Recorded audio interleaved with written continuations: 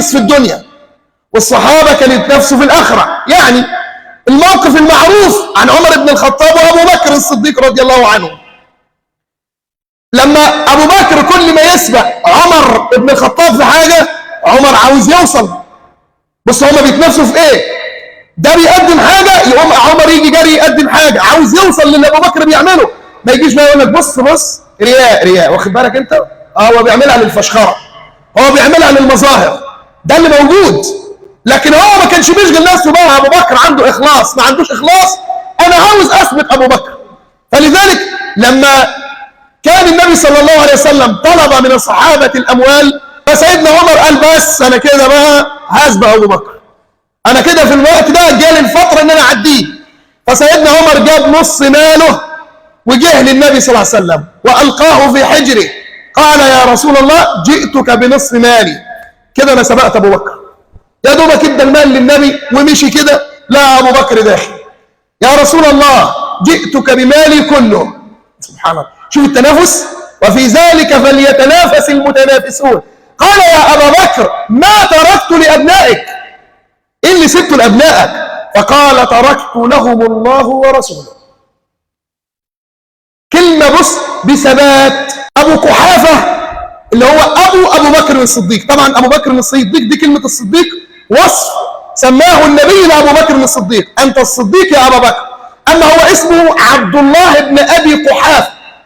فأبو قحافة أبو بكر الصديق لما أبو بكر هاجر مع النبي صلى الله عليه وسلم، فأبو قحافة جه بيقول بنات أبو بكر، السيدة أسماء، السيدة عائشة، أبوكم ساب لكم إيه؟ ده سابكم جعانين، ما سابش حاجة خالص. مشوا هاجر وسابكم بالحال ده، وبنات مشوا سابكم بالحال ده. فعشان البنت متربية تربية صحيحة وبتتنافس على الجنة برضو، عملت إيه؟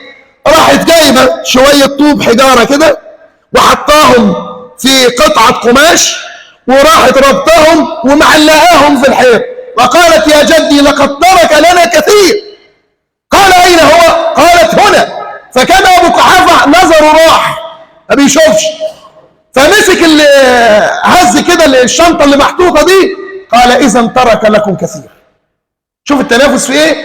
أبوها بيعمل إيه وهي بتعمل إيه. لذلك عثمان بن عفان لما النبي بيقول من يجهز جيش المسلمين في جيش العسرة وله الجنة، مين اللي يجهز جيش المسلمين وله الجنة؟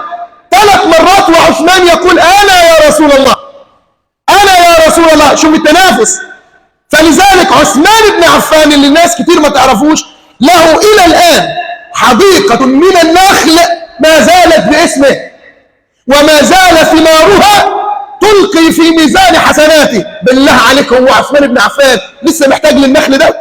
لكن ما زال إلى الآن الحديقة دي موجودة باسم عثمان بن عفان رضي الله عنه وارضاه. هو ده التنافس. لذلك بص بقى، كل اللي كانوا بيتصدقوا بالمال الكتير قوي ماتوا أغنياء.